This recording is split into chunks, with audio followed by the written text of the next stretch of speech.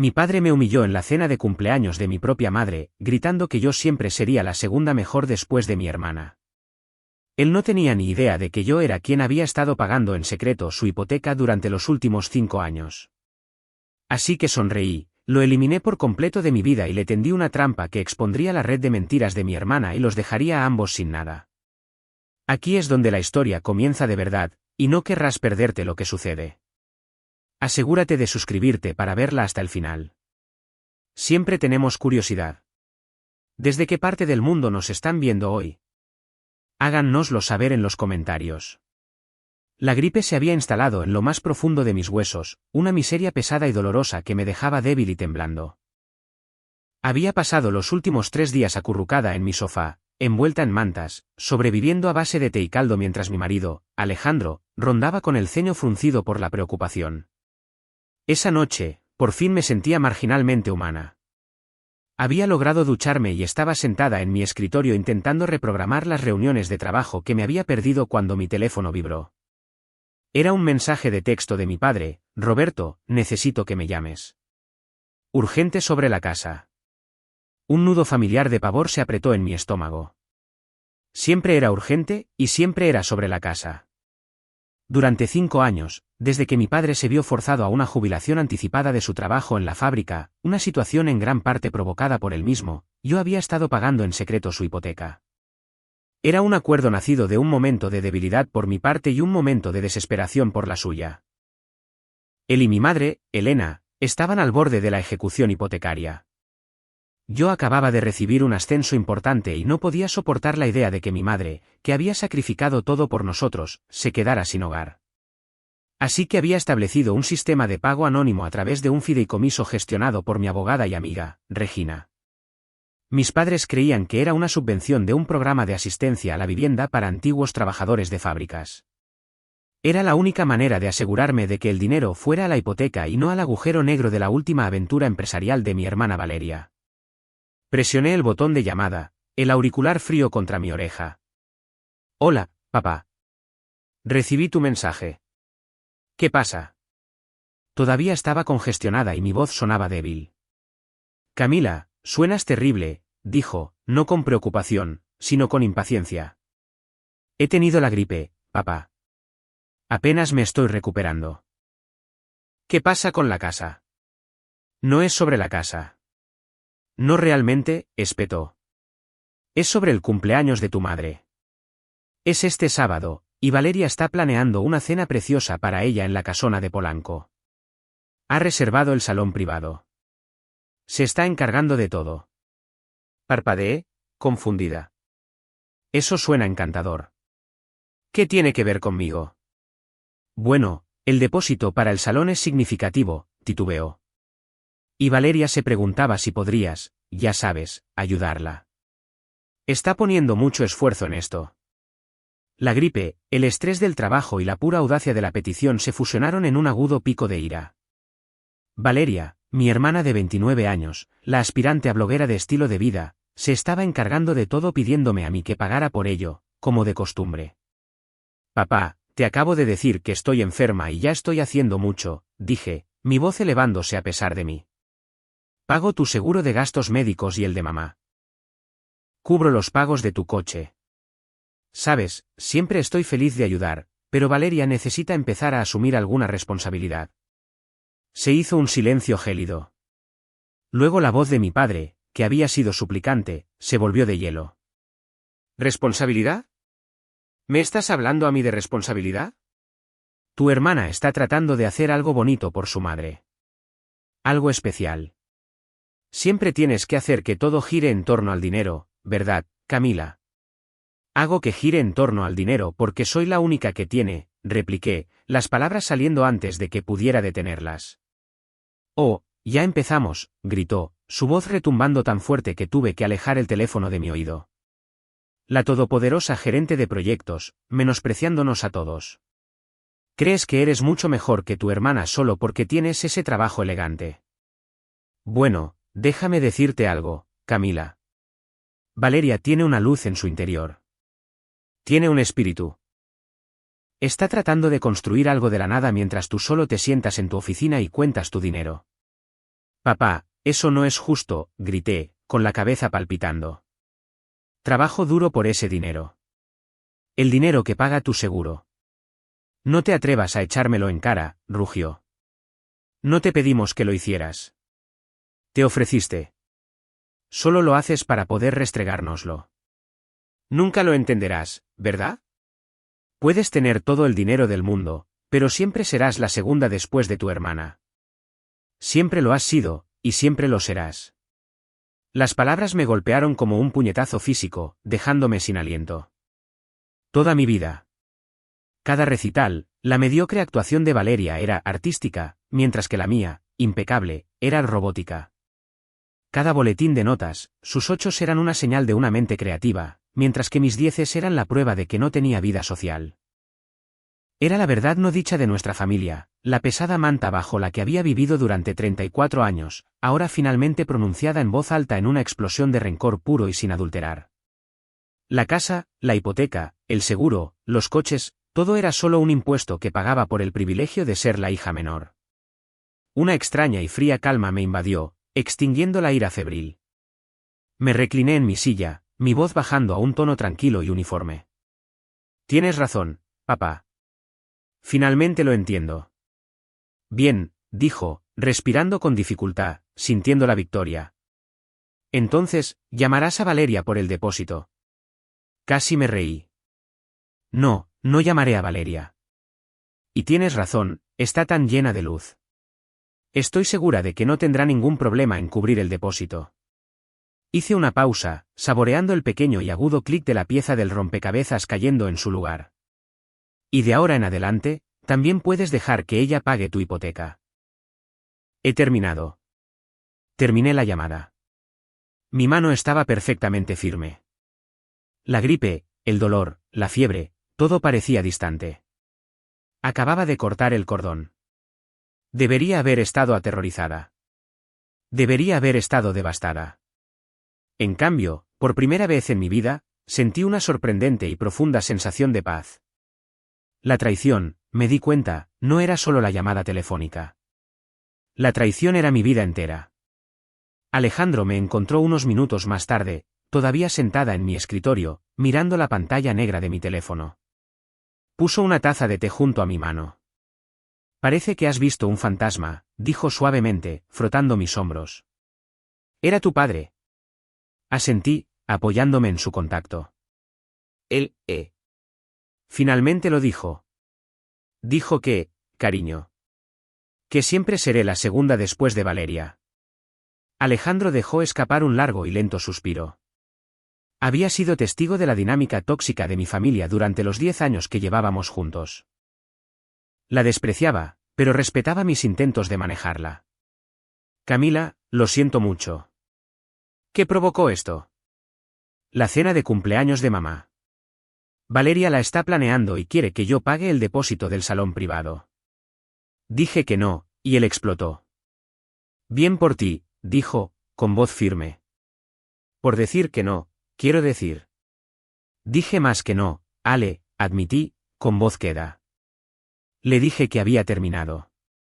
Le dije que dejara que Valeria pagara la hipoteca de ahora en adelante. Alejandro se congeló, sus manos todavía en mis hombros. Camila, ¿quieres decir que le contaste lo de la hipoteca? No exactamente. Solo dije, deja que ella la pague. No creo que lo entendiera. No realmente. Él piensa que la casa está cubierta por esa subvención. Finalmente me volví para mirarlo, encontrando su mirada firme y preocupada. Los voy a eliminar de mi vida, Ale. De verdad esta vez.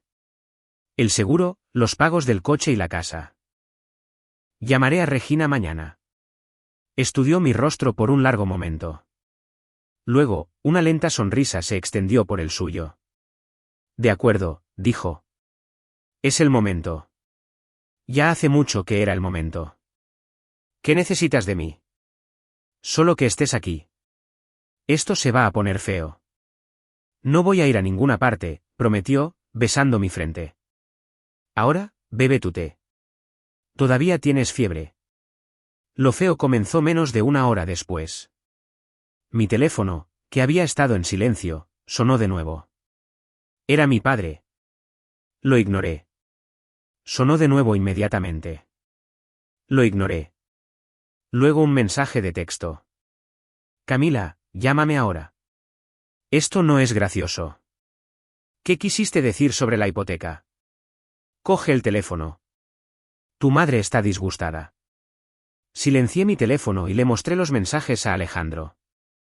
Está empezando a entenderlo, murmuré. Te culpará a ti por disgustar a Elena, no a sí mismo por ser un monstruo, predijo Alejandro sombríamente. Deja que se cueza en su jugo. Necesitas descansar. Tenía razón. Estaba agotada, pero la adrenalina fría todavía bombeaba. Apagué mi teléfono por completo, algo que nunca hacía, y dejé que Alejandro me llevara de vuelta al sofá. A la mañana siguiente, me desperté sintiéndome más despejada, tanto en mi cabeza como en mis senos paranasales. La fiebre había bajado. Encendí mi teléfono, e inmediatamente explotó con una cascada de notificaciones. 23 llamadas perdidas, 17 de mi padre, 6 de mi madre, una docena de mensajes de texto, cada uno más frenético que el anterior. Papá, Camila, hablo en serio. Acabo de recibir un correo electrónico del banco sobre el pago de la hipoteca. Está atrasado. El programa de subvenciones siempre paga el primer día del mes. Mamá, Camila, cariño, por favor llama. Tu padre está hecho un manojo de nervios. Dijo que tuvisteis una pelea. Por favor, habla con él. Papá, tú hiciste esto. Es tu culpa. Cancelaste la subvención. Estás tratando de dejarnos sin hogar. Mamá, por favor, Camila, ¿qué está pasando? ¿Qué quisiste decir con que Valeria pague la hipoteca? Ni siquiera puede pagar su propio alquiler. Ese último mensaje de mi madre, un destello de honestidad accidental y desesperada, fue el que se me quedó grabado. Ni siquiera puede pagar su propio alquiler. Mi hermana, la bloguera de éxito que estaba planeando una cena lujosa en la casona de Polanco. Guardé una captura de pantalla del mensaje. Buenos días, le dije a Alejandro, que ya estaba en la cocina preparando café. El pago de la subvención está oficialmente atrasado. Y parece que mi madre sabe que Valeria es un fraude. Y aún así, deja que tu padre adore el suelo que pisa Valeria, dijo, entregándome una taza. Eso es ser cómplice, simple y llanamente. Lo sé. Tomé un sorbo de café, el líquido caliente me ancló. Voy a llamar a Regina. Es hora de poner fin a esto. Pero creo que necesito hacer más que solo poner fin a esto. Van a pintarme como la villana. La hija rica y rencorosa que dejó a sus padres sin hogar por celos. Lo harán, asintió Alejandro. Entonces, ¿qué estás pensando? Un pensamiento, frío y preciso, comenzó a formarse en mi mente. Han estado mintiendo a todo el mundo durante años. Valeria con su falso éxito. Mi padre con su orgullo, pretendiendo que no necesitaba mi ayuda. Han construido toda esta fachada. Miré a Alejandro, con una nueva y dura resolución en mis ojos. Han olvidado una cosa crucial. ¿Qué es? Soy gerente de proyectos. Todo mi trabajo consiste en gestionar riesgos, rastrear detalles y documentar todo. Y durante 5 años, he estado documentando esto. Mi devoción por mis padres, específicamente por mi madre, había sido la característica definitoria de mi vida adulta. Elena era una mujer amable y gentil, pero una que había sido desgastada hasta el núcleo por la fanfarronería y la decepción de mi padre. Ella era la pacificadora, la que me pasaba 400 pesos cuando estaba en la universidad después de que mi padre se negara, susurrando, no se lo digas. Era la que celebraba genuinamente mis éxitos, aunque lo hiciera en privado, para no molestar a Valeria. Todo lo que hacía era para protegerla. El seguro de gastos médicos era para ella. Los pagos del coche eran para que pudiera tener un vehículo fiable para visitar a su hermana. La hipoteca. La hipoteca era para que nunca tuviera que sufrir la humillación de perder su hogar, un hogar que había construido con esmero durante 40 años. Mi padre, Roberto, veía estos actos no como apoyo, sino como una obligación. En su mente, yo era la responsable, que era su código para aburrida y obediente. Yo era la mula de carga que se esperaba que llevara las cargas de la familia sin quejarse, mientras que mi hermana, Valeria, era el pony de exhibición destinado a ser admirado. Valeria, mi hermana, era una obra maestra de la ilusión cuidada. A los 29 años, nunca había tenido un trabajo real por más de unos pocos meses. Toda su identidad estaba envuelta en su marca de influencer, que parecía consistir en tomar fotos artísticamente preparadas de lattes, bolsos de diseñador prestados y comidas en restaurantes que no podía permitirse. Sus redes sociales eran una fantasía de éxito en tonos pastel, llena de leyendas sobre vivir tu verdad y construir un imperio. En realidad, vivía en un diminuto apartamento alquilado, ahogada en deudas de tarjetas de crédito. Pero para mi padre, era una estrella. Se jactaba de sus miles de seguidores, la mayoría de los cuales probablemente eran comprados, y de sus colaboraciones con marcas, que generalmente eran solo muestras gratuitas de crema facial. Valeria, por su parte, había dominado el arte de convertir en arma el favoritismo de mi padre. Estaba perpetuamente en crisis, perpetuamente la víctima. Llamaba a mi padre, llorando sobre lo difícil que era ser una creativa, lo agotador que era ser tan empática con el mundo. Mi padre entonces me llamaba a mí, exigiendo que ayudara a mi hermana, lo que siempre significaba darle dinero. La última vez que la había visto en persona fue hace un mes. Apareció en mi casa sin avisar, vestida con un abrigo de diseñador nuevo, e inmediatamente comenzó a quejarse de su casero. Es simplemente malvado, Camila, había suspirado, dejándose caer en mi lujoso sofá. No entiende la presión bajo la que estoy. Me amenaza con desalojarme por un solo pago atrasado.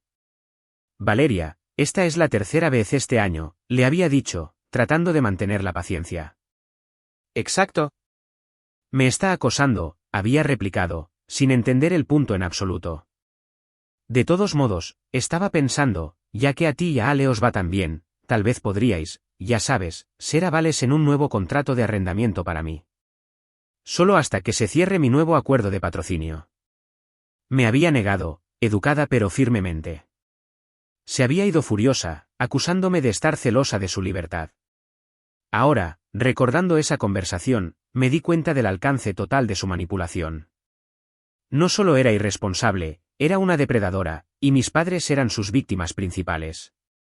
Y yo, al proporcionar la red de seguridad financiera, había sido su principal cómplice. La llamada de mi padre había destrozado todo el sistema. Había confirmado en términos inequívocos que mi sacrificio no significaba nada. Yo era solo el banco, y el banco ahora estaba cerrado. Marqué el número de Regina. Camila, su alegre voz llegó a través de la línea. Dime que llamas para finalmente programar ese día de spa. No exactamente, Regina, dije, mi voz sombría. Llamo para poner fin al proyecto Ruiseñor. Proyecto Ruiseñor era el nombre en clave que le habíamos dado al fideicomiso que pagaba la hipoteca de mis padres. Regina guardó silencio por un momento. Oh, vaya. De acuerdo. Finalmente sucedió, ¿verdad? Sucedió. Eligió a Valeria, y se aseguró de que lo supiera. Camila, lo siento mucho. Pero también, estoy orgullosa de ti. Entonces, ¿cuál es el plan? ¿Simplemente detener los pagos? Porque el próximo está atrasado. El banco ya ha enviado el primer aviso al fideicomiso, que según tus instrucciones no hemos reenviado. Ese es el primer paso, dije. Quiero que el proceso de ejecución hipotecaria comience oficialmente. Quiero que reciban las cartas aterradoras, las que tienen la tinta roja. Eso es fácil, dijo Regina, su tono cambiando de amiga a abogada. Recibirán un aviso de intención de ejecución hipotecaria en unas 2 semanas. Pero Camila, ¿estás segura de que quieres dejar que llegue tan lejos? ¿Qué hay de Elena? Esta era la parte difícil. Ahí es donde entra la segunda parte del plan. No voy a dejar que pierdan la casa. La voy a comprar. Regina dejó escapar un silbido bajo. ¿Cómo? ¿En la subasta? No. Voy a hacerles una oferta. Voy a crear una nueva sociedad, Inversiones del Valle, y esa sociedad les ofrecerá comprar la casa en una venta corta por la cantidad exacta que se debe de la hipoteca. Salvará su historial de crédito de una ejecución hipotecaria, y estarán tan desesperados que tendrán que aceptarlo. ¿Y luego qué? Preguntó Regina, entendiendo claramente. Serás su casera. Seré su casera, confirmé. Y voy a necesitar que redactes el contrato de arrendamiento más estricto y blindado de la historia de la humanidad. Nada de blogueras de estilo de vida viviendo gratis. Nada de invitados no autorizados quedándose más de 48 horas. ¿Y el alquiler? El alquiler será la cantidad exacta de la hipoteca que estuve pagando todo el tiempo. Camila, dijo Regina, una lenta sonrisa en su voz, esto es diabólico. Me encanta. ¿Pero qué hay de Valeria? Sabes que ella es la raíz de todo esto. Oh, no he terminado, dije, mostrando la captura de pantalla del mensaje de mi madre. Han olvidado quién soy. Creen que solo soy un cajero automático andante. Olvidaron que gestiono proyectos de construcción multimillonarios. Sé cómo hacer una auditoría. ¿Qué vas a auditar? A mi hermana. Voy a averiguar exactamente de dónde viene todo su dinero, porque ya no viene de mí. Y si mi madre tiene razón en que no puede pagar su propio alquiler, como está planeando una fiesta en la casona de Polanco. Miré a mi pared, a la foto enmarcada de mi madre, Elena, sonriendo en unas vacaciones en la playa que yo había pagado. Han estado viviendo en una fantasía. Es hora de un baño de realidad. El cambio de víctima pasiva a estratega activa fue inmediato. En el momento en que colgué con Regina, la niebla de mi gripe y mi dolor se evaporó, reemplazada por la familiar y fría claridad de un proyecto complejo tomando forma. Abrí mi portátil y creé un nuevo archivo con el nombre en clave Operación Segundo Lugar. Mi primera tarea era construir un cuadro financiero completo de mi familia. No era solo una benefactora, era una acreedora, y estaba a punto de hacer lo que debería haber hecho hace 5 años, una evaluación de riesgos a gran escala. Empecé con la casa. Regina se puso a trabajar de inmediato, deteniendo los pagos y preparando el marco legal para que mi sociedad, Inversiones del Valle, hiciera su movimiento. En cuestión de días, el pánico predecible comenzó. Mi teléfono era un bombardeo constante de mensajes histéricos, acusadores y luego patéticamente suplicantes de mi padre. Papá, van a quitarle la casa, Camila. Todo porque tuviste un berrinche. Es el hogar de tu madre. Papá, de acuerdo. Lo siento. Estaba enfadado. No lo decía en serio. Simplemente arregla esto. Llama a la gente de la subvención y arréglalo. No respondía ninguno. En su lugar, me concentré en Valeria. La vida de mi hermana era un libro abierto, o eso creía ella. Su Instagram era un flujo diario de su supuesto éxito. Me desplacé por años atrás, cada reunión de brunch, cada nueva colaboración, cada juerga de compras. Crucé las fechas con mis propios extractos bancarios. El patrón era asquerosamente claro. Valeria publica una foto en un restaurante de lujo con la leyenda, celebrando un nuevo acuerdo. 3 días antes, una transferencia de 9.000 pesos de mí a mi padre, después de que él llamara por una de emergencia de fontanería. Valeria publica un selfie con un nuevo abrigo de diseñador con la leyenda, el trabajo duro tiene su recompensa. Un día antes, una transferencia de 18.000 pesos de mí a mi madre para el predial. No solo estaba pagando su hipoteca. Estaba financiando toda la vida falsa de Valeria.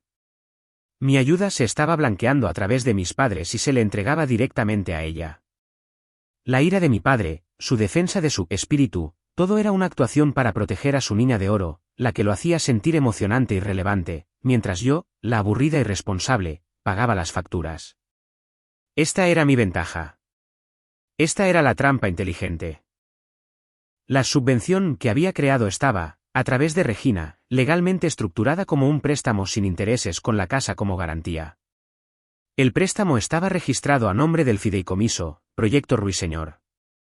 No solo había estado pagando la hipoteca, había estado manteniendo la hipoteca. El banco no era el principal acreedor hipotecario. Lo era yo. Mis padres pensaban que estaban a punto de ser embargados por el banco. No tenían ni idea de que el banco era solo el prestamista secundario. El poder real, la persona que podía exigir el pago total de la deuda en cualquier momento, era yo. Y tenía 5 años de extractos bancarios que mostraban exactamente a dónde habían ido realmente mis préstamos. El siguiente paso era averiguar cómo Valeria planeaba pagar esa hermosa cena en la casona de Polanco. Llamé al restaurante. Hola, dije, poniendo mi voz más profesional de gerente de proyectos. Llamo en nombre de Valeria. Soy su coordinadora de eventos y solo necesito confirmar los detalles del depósito para el salón privado para el cumpleaños de Elena. La anfitriona fue amable. Ah, sí. La reserva para este sábado. Déjeme ver. Oh, me temo que esa reserva nunca fue confirmada, señora. La estábamos guardando, pero el depósito nunca se pagó. El salón ha sido reservado por otro grupo. Se me heló la sangre. Ni siquiera había pagado el depósito. Había intentado intimidarme para que lo pagara. Y cuando dije que no, simplemente dejó que la reserva se perdiera. Iba a esperar hasta el último minuto, luego llamar a mi madre llorando, culpando al restaurante o a alguna otra crisis falsa, y mi madre, a su vez, habría tenido su cumpleaños arruinado. Esta era la pieza final del rompecabezas. Valeria no solo era manipuladora, era activamente cruel, dispuesta a sabotear la felicidad de nuestra madre para mantener su estatus de víctima. Llamé a Regina de nuevo. Cambio de planes. La sociedad no solo va a comprar la casa. Quiero que inicies los procedimientos para exigir el pago total del préstamo de inmediato. No vamos a hacer una venta corta. Vamos a ejecutar la hipoteca. Tienen 30 días para devolver los pagos completos de los 5 años, o tomaré posesión de la casa. Camila, eso es agresivo, dijo Regina con cuidado. No es agresivo, Regina. Es una adquisición hostil, respondí, mi voz firme. Creen que soy la hija de segundo lugar. Han olvidado que en los negocios, el segundo lugar es solo el primer perdedor.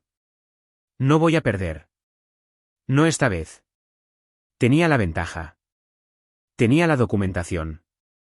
Y ahora tenía el motivo. La trampa estaba puesta. El aviso legal oficial del fideicomiso Proyecto Ruiseñor, entregado por correo certificado y requiriendo una firma, aterrizó en la puerta de mis padres 2 días después. La cuenta atrás de 30 días había comenzado. La explosión fue nuclear. Esta vez, no fue solo mi padre. Mi madre, Elena, me llamó, sollozando tan fuerte que apenas podía hablar. Camila, una carta. Dice que tenemos que devolver todo el dinero de la subvención. 2.200.000 pesos. Dice que van a ejecutar la hipoteca. Camila, es un error. Tienes que ayudarnos. Eres la única que puede arreglar esto. Me dolió el corazón por ella, por el terror genuino en su voz. Pero era un dolor atenuado por el frío conocimiento de que su terror era producto de su propia ceguera voluntaria. No puedo arreglar esto, mamá, dije, mi voz suave pero firme. No formo parte de ese programa de subvenciones. Le dije a papá que había terminado. Pero conoces a gente, suplicó. Eres tan buena con estas cosas. Tu padre. Está hecho un desastre, Camila. Solo está sentado en la sala de estar mirando la pared. Por favor. ¿Dónde está Valeria?, pregunté, la pregunta afilada como un cristal. ¿Dónde está la hija con el espíritu? La que está construyendo un imperio. Seguramente ella puede ayudar. Mi madre guardó silencio. El silencio fue más condenatorio que cualquier confesión. ¿Ella? Está ocupada, cariño. Ya sabes, con su trabajo. ¿Con su trabajo? Mamá, llamé a la casona de Polanco. No hay ninguna fiesta. Nunca pagó el depósito. Iba a dejarte pensar que tendrías una hermosa cena hasta el momento en que llegaras y te rechazaran. A esa es a quien estás protegiendo. Un jadeo ahogado vino de su lado de la línea. No. No, ella no lo haría. Dijo que el restaurante cometió un error. ¿Lo dijo? ¿O te pidió que me llamaras y me suplicaras por el dinero? Te dijo que era mi culpa que la fiesta se cancelara porque la hija de segundo lugar no pagaría. Mi madre comenzó a llorar de nuevo, un sonido débil y derrotado. No sé qué hacer. Vamos a quedarnos sin hogar. Roberto va a... No puedo. Hay una opción, dije, activando la siguiente fase de mi plan. Tengo una amiga, una abogada, que dirige una firma de inversión, Inversiones del Valle. Ellos podrían estar dispuestos a comprar la casa en una venta corta. Saldaría la deuda y podríais marcharos. Es la única manera de evitar tener una ejecución hipotecaria en vuestro historial de crédito. Vender, susurró, horrorizada. Vender nuestra casa. Es venderla o que te la quiten, dije secamente. Haré que mi amiga Regina os envíe la documentación. Tú y papá deberíais revisarla. Colgué e inmediatamente llamé a Alejandro. Fase 2 en marcha. Están destrozados. Están aterrorizados. Lucharán contra ello, pero firmarán. ¿Y Valeria? Preguntó. Ella es la siguiente. La reunión familiar tuvo lugar ese fin de semana. No fue una petición, fue una citación. Mi padre, mi madre y Valeria llegaron a mi casa. Era la primera vez que ponían un pie en ella en más de 6 meses. Mi padre parecía gris y encogido. Los ojos de mi madre estaban rojos e hinchados. Valeria, sin embargo, era una visión de rabia indignada. Entró de golpe, todavía con su abrigo de diseñador, su rostro una máscara de desprecio. No puedo creerte, Camila, escupió antes de estar siquiera completamente dentro de la habitación. Dejar que esto suceda, hacer que mamá y papá se enfermen de preocupación. Todo porque estás celosa. Hola, Valeria, dije con calma. Alejandro estaba de pie a mi lado, su presencia un muro sólido. Por favor, siéntate. Tenemos mucho de qué hablar. No me voy a sentar, chilló. Tienes que arreglar esto. Tienes que llamar a tu gente de la subvención y decirles que paren. Estás intentando arruinarnos. No estoy intentando arruinarte, Valeria.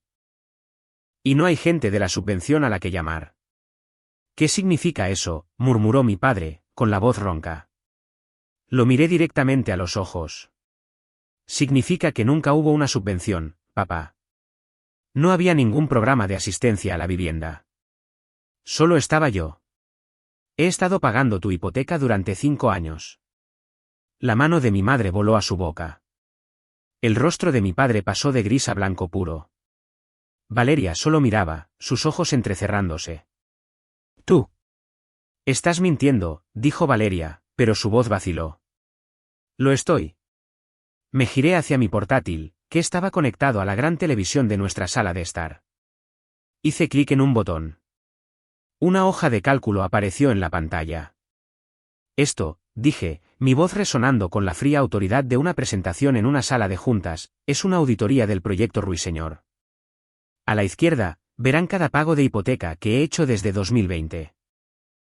Un total de 2.200.000 pesos. Y a la derecha, volví a hacer clic. Apareció un segundo conjunto de columnas, lleno de transferencias bancarias, cargos de restaurantes y nombres de boutiques. Es a donde fue el dinero que os di además de la hipoteca. ¿Estos 9.000 pesos para la emergencia de fontanería, del 12 de marzo? Es curioso porque el 14 de marzo, Valeria, publicaste esto. Hice clic, y apareció su foto de Instagram de una reunión de brunch. La cuenta en ese restaurante para 4 personas fue de 8.500 pesos. Continué, línea por línea. El dinero del predial que se convirtió en su nuevo abrigo. El fondo de reparación del coche que pagó su viaje de fin de semana al spa. Lo tenía todo. Las fechas, las cantidades, las publicaciones de Instagram. Era un registro meticuloso e innegable de su fraude. Mi madre lloraba abiertamente ahora. Roberto. Roberto, me lo dijiste. Me dijiste que eso era de tu pensión. Mi padre no podía hablar. Estaba mirando la pantalla, con la boca abierta, su ilusión haciéndose añicos en tiempo real. Valeria, sin embargo, pasó al ataque. Me espiaste. Eres una psicópata. Has estado. Me has estado acosando. No es acosar cuando lo publicas para que todo el mundo lo vea, Valeria, dije. No es acosar cuando usas a mi padre como intermediario para robar mi dinero. Dinero que di para mantener un techo sobre las cabezas de nuestros padres. Dinero que usaste para construir una vida que es una completa y total mentira. Tú, gritó, abalanzándose sobre mí. Alejandro se interpuso al instante. No te atrevas, dijo, su voz un gruñido bajo que ella nunca había oído. ¿Te sentarás, o te irás? Valeria retrocedió, sorprendida. Miró a su padre. Papá, ¿vas a dejar que me hable así? Mi padre finalmente levantó la vista. Me miró a mí, a la hoja de cálculo, a Valeria. Vio el abrigo de diseñador. Vio a su esposa llorando. Y por primera vez en su vida, la programación se rompió. Siéntate, Valeria, susurró, con la voz quebrada. Simplemente siéntate. La lucha había terminado. El hechizo se había roto. Y ni siquiera había presentado mi solución final. El silencio que llenó la habitación era pesado y sofocante. Valeria se sentó rígida de furia. Mi madre estaba perdida en sus sollozos silenciosos, y mi padre simplemente miraba al suelo, el color drenado de su rostro. El hombre que me había rugido por teléfono, el patriarca que exigía respeto, se había ido. En su lugar había un anciano hueco. Así que, dije, apagando la televisión y devolviendo la habitación a la normalidad. Hemos establecido los hechos. 1. Soy la única acreedora hipotecaria de vuestra casa. Proyecto Ruiseñor es mi fideicomiso. 2. El préstamo está en mora. 3. Una porción significativa del dinero que he proporcionado para emergencias ha sido desviada para financiar el estilo de vida de Valeria. Caminé hacia la mesa de café y coloqué un único documento, cuidadosamente encuadernado, frente a mi padre. ¿Qué? ¿Qué es esto?, preguntó, su mano temblando mientras lo alcanzaba. Esa es una oferta de inversiones del Valle, la sociedad que le mencioné a mamá. Están preparados para comprar la casa, con efecto inmediato, por la cantidad exacta adeudada en el préstamo, 2.200.000 pesos. Es una venta corta. Firmaréis la casa a su nombre. La deuda se considerará pagada en su totalidad y la acción de ejecución hipotecaria será retirada. Vuestro historial de crédito se salvará. Mi padre manoseó las páginas, sus ojos escaneando el lenguaje legal que posiblemente no podía entender. Pero tendremos que mudarnos. Nos quedaremos sin hogar. No, dije. No lo haréis. Parte del acuerdo es un contrato de arrendamiento de 1 año, que Inversiones del Valle os ofrecerá. Una pequeña chispa de esperanza brilló en los ojos de mi madre. ¿Un contrato de arrendamiento? Coloqué un segundo documento sobre la mesa. Este es el contrato de arrendamiento. Se os permitirá quedaros en la casa como inquilinos. El alivio de mi padre fue palpable. Se desplomó, agarrando el contrato. Gracias, Camila. Dios, gracias. Yo. No sé. Deberías leer los términos antes de agradecérmelo, interrumpí. Alejandro, ¿te importaría? Alejandro, que había estado en silencio, dio un paso adelante y recogió el contrato. Leyó de él con una voz clara y neutral. Sección 4. Alquiler. El alquiler se establecerá en 35.000 pesos al mes, pagaderos el primer día del mes. Esta cantidad cubre el principal, los intereses, los impuestos y el seguro de la propiedad. Hizo una pausa. Es, como notaréis, la cantidad exacta de la hipoteca que estaba pagando. Mi padre se estremeció. Sección 5. Ocupación, continuó Alejandro. Las instalaciones deben ser ocupadas únicamente por los inquilinos listados en este acuerdo, Roberto y Elena. Ningún otro individuo puede residir en la propiedad por un periodo que exceda las 48 horas consecutivas sin el consentimiento expreso por escrito del propietario. La cabeza de Valeria se levantó de golpe. ¿Qué? No puedes hacer eso. ¿Y si necesito quedarme con ellos? Entonces tienes 48 horas, Valeria, dije. Como cualquier otro invitado. No te mudarás. No guardarás tus cajas en el garaje. No te quedarás allí durante semanas cuando te desahucien de tu propio apartamento. Hablando de eso, dirigí mi mirada hacia ella. No has estado pagando tu alquiler, ¿verdad, Valeria? Sé que tienes al menos 2 meses de retraso.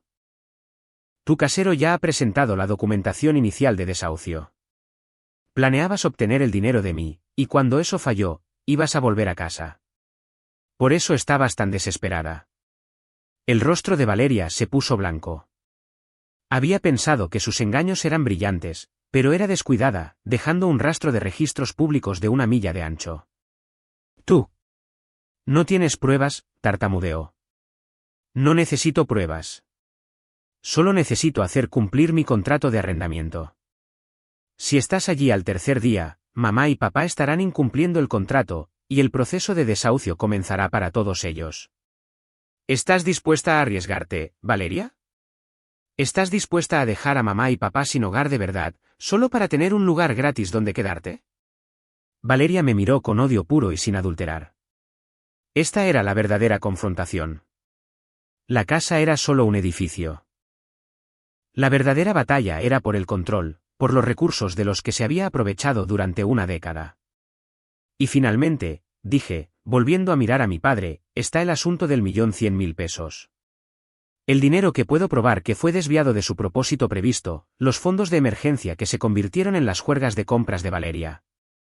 Camila, por favor, susurró mi madre. Lo devolveremos de alguna manera. No tenéis que hacerlo, dije. Estoy dispuesta a perdonar esa deuda con una condición. Los tres me miraron, atrapados. Valeria, dije, mi voz peligrosamente suave, vas a conseguir un trabajo. Un trabajo de verdad, con nómina y prestaciones de ley. Y vas a pagar tu propio apartamento. Me proporcionarás una copia de tu contrato de arrendamiento firmado y tus 2 primeros recibos de nómina. Serás financieramente independiente de mis padres. No les pedirás ni un peso más. Eso es una locura, chilló. No puedes. No puedes obligarme a conseguir un trabajo. No, no puedo, asentí. Pero puedo elegir no perdonar la deuda de 1.100.000 pesos. Si no recibo esa prueba de empleo y ese contrato de arrendamiento tuyo en un plazo de 30 días, no perdonaré la deuda. En su lugar, presentaré una demanda civil contra los tres, tú por fraude, y ellos por conspiración por la cantidad total. Y ganaré. Tengo los extractos bancarios. Tengo los mensajes de texto. Tengo las publicaciones de Instagram. Es un caso ganado, y mi abogada ya está redactando la demanda. Dejé que la amenaza flotara en el aire. Ruina. Ruina pública, legal y financiera. Oh, continué, puedes conseguir un trabajo. La deuda desaparece. Mamá y papá pueden quedarse en su casa, y todo esto se olvida. La elección es vuestra. Tenéis 30 días para firmar el acuerdo de venta y el contrato de arrendamiento. Y Valeria, tu cuenta atrás de 30 días comienza ahora. Las semanas que siguieron fueron una tensa guerra fría. Mis padres firmaron el acuerdo de venta y el nuevo contrato de arrendamiento en 48 horas. Estaban aterrorizados, destrozados y no tenían otra opción. La casa se vendió oficialmente a Inversiones del Valle. Yo era, a todos los efectos, su casera. Valeria, sin embargo, guardó silencio. Se había marchado furiosa de mi casa y se negó a responder a ninguna llamada de mis padres. Había, en efecto, desaparecido, dejándolos solos para enfrentar las consecuencias. Mi padre, para mi sorpresa, pareció cambiar. Me llamó una vez, no para enfurecerse, sino para preguntar con voz queda, Camila, el primer mes de alquiler. Vence el día 1. Yo. Recibo mi cheque de pensión el día 3. ¿Está bien si se retrasa 2 días? Solo esta primera vez. Está bien, papá, dije, sintiendo una extraña y hueca lástima. Puedo configurar el pago automático para el tercer día del mes. No hay problema. Gracias, susurró y colgó. El león se había convertido finalmente en un ratón.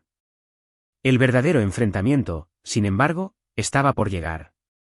El evento que mi hermana no había logrado planificar, el 60º cumpleaños de mi madre, todavía iba a celebrarse. Alejandro y yo nos habíamos hecho cargo. Reservamos un hermoso y modesto salón privado en un encantador restaurante italiano que a mi madre realmente le gustaba, no la llamativa trampa para influencers que Valeria había elegido. Invitamos a un pequeño grupo de sus familiares y amigos más cercanos, unas 15 personas en total. Mis padres, conmocionados, habían accedido a venir. No habíamos sabido nada de Valeria ni la habíamos invitado. La noche de la cena, mi madre parecía aliviada. Estaba bien vestida. Sonreía y, por primera vez, no estaba escaneando ansiosamente la habitación en busca de Valeria, esperando el próximo drama. Mi padre estaba callado pero educado, hablando con su hermana y estrechando la mano de los padres de Alejandro. Era pacífico. Hasta que ella llegó. A mitad del plato principal, la puerta del salón privado se abrió de golpe. Allí estaba Valeria. No estaba vestida para una cena elegante. Llevaba vaqueros rotos y un top ajustado, el pelo desordenado, los ojos desorbitados. Parecía que no había dormido en días. La sala se quedó en silencio. Mi madre jadeó. «Valeria». «Estáis de fiesta», dijo Valeria, su voz temblando con una mezcla tóxica de autocompasión y rabia. «Estáis de fiesta sin mí». «Valeria, cariño, por favor», comenzó mi madre, levantándose de su silla. «Nosotros. No sabíamos dónde estabas». «Lo sabíais», chilló, señalándome con un dedo. «Ella hizo esto». «Os prohibió hablar conmigo». «Está tratando de reemplazarme». Lentamente, coloqué mi servilleta sobre la mesa y me puse de pie. «Nadie te está reemplazando, Valeria. Simplemente no pensamos que querrías venir a una fiesta de segundo lugar». Los otros invitados, mis tías, tíos, los amigos de mi madre miraban, horrorizados y confundidos. «Te crees muy lista», gruñó Valeria, dando unos pasos hacia la habitación. «¿Crees que has ganado? Te quedaste con la casa de mis padres. Eres malvada, Camila. Eres un monstruo». «Soy su casera», dije, mi voz cortando la habitación, clara y fría. «Soy la que le paga al banco, igual que fui la que le pagó al banco durante los últimos 5 años. Lo único que ha cambiado es que el acuerdo ahora es oficial». «Tú me echaste», lloró, lágrimas de rabia comenzando a correr por su rostro. «Tú arruinaste mi vida. Yo perdí mi apartamento. Estoy viviendo en mi coche, todo por tu culpa». Un jadeo colectivo recorrió la habitación. Esta era su carta de triunfo, su último y desesperado intento de obtener simpatía. Ella era la víctima, sin hogar y sola, destruida por su cruel y rica hermana. Mi padre comenzó a levantarse, sus viejos instintos activándose. «Valeria, ¿en tu coche?» Levanté una mano, indicándole que se detuviera. Simplemente la miré. No sentí ira. No sentí lástima. No sentí nada. «Sí, Valeria, estás en tu coche», dije. «¿Y sabes por qué estás en tu coche? ¿Es porque dejé de darte mi dinero? ¿O es porque en los últimos 30 días no has solicitado ni un solo trabajo?» Me miró, estupefacta. «Veréis», continué, hablando a toda la sala, le di a Valeria una opción. Habría perdonado todo el dinero que me robó, más de 1.100.000 pesos. Si hubiera hecho una sola cosa, conseguir un trabajo. Cualquier trabajo. Para demostrar que finalmente podía valerse por sí misma y dejar de desangrar a nuestros padres. Pero no lo hizo. ¿Verdad, Valeria? Me acerqué a mi bolso y saqué un montón de sobres. No lo hizo porque estaba demasiado ocupada. Estaba ocupada solicitando 3 nuevas tarjetas de crédito de alto límite. Estaba ocupada tratando de obtener un préstamo personal usando la antigua casa de nuestros padres como garantía, lo cual le fue denegado porque yo soy la dueña de la casa. Estaba ocupada enviando mensajes a mi marido, Alejandro, pidiéndole dinero a mis espaldas. Tiré los sobres sobre la mesa. Eran las cartas de rechazo de las tarjetas de crédito. Habían sido enviadas a la casa de mis padres, su última dirección conocida, y mi padre, bendita sea su nueva y aterrorizada honestidad, me las había dado. El rostro de Valeria se descompuso. No era tristeza.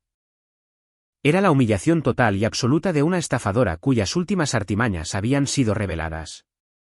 Mi madre, que había estado observando esto con una mano en el corazón, finalmente hizo su movimiento. Pasó junto a Valeria, junto a los sobres, y se paró a mi lado. Miró a su hija menor. Tú.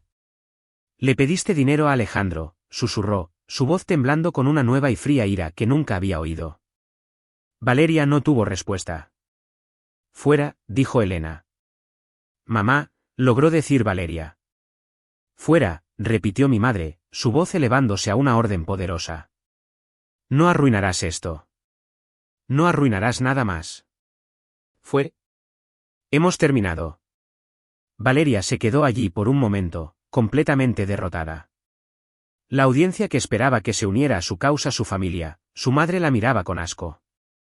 Me miró una última vez, sus ojos prometiendo asesinato. Luego se dio la vuelta y corrió. La puerta se cerró de golpe. El silencio regresó, pero esta vez fue un silencio de alivio. Mi madre se volvió hacia mí, con los ojos llenos de lágrimas, pero sonreía. Camila, dijo, tomando mi mano. Gracias. Por todo. Luego se dirigió a la sala. Lo siento mucho, a todos. Por favor, comamos. Es mi cumpleaños.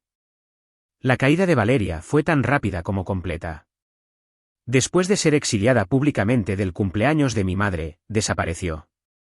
Nos enteramos una semana después, por mi tía, que finalmente había tocado fondo de verdad y la había llamado, llorando, desde una gasolinera a 3 estados de distancia. Su coche había sido embargado.